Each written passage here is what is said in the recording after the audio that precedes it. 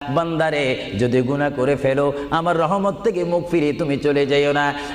বান্দা, আকাশ পরিমাণ যদি গুনাহ করো, পাতাল পরিমাণ যদি গুনাহ করো, সাগরের পানি পরিমাণ যদি গুনাহ করো, পাহাড় তুলনায় যদি তুমি গুনাহ করো, আমার দরবার থেকে তুমি নিরাশ হইও না। বান্দা, আমি তোমাকে একটি রাস্তা বাতাই দিচ্ছি, একটি পথ তোমাকে আমি দেখাই দিচ্ছি। সেই পথটি কোন পথ তোমরা জানো? ওয়ালাউ আন্নাহুম ইযযালামু আনফুসাহুম জাউকা। বান্দারে, যখন তোমরা বরবাদ হয়ে যাবে তখন তোমাদেরকে একটা পথ আমি তোমাদেরকে দেখাই দিলাম। সেই পথটির নাম হচ্ছে আমার রাসূলের মদিনা। জোরে বলেন সুবহানাল্লাহ।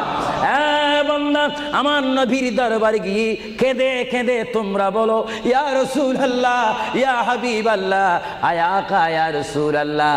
আল্লাহ কোরআনে বলেছে, ওয়ালাউ আন্নাহুম ইযযালামু আনফুসাহুম জাউকা ফাস্তাগফিরুল্লাহ ওয়াস্তাগফারা লাহুমুর রাসূল।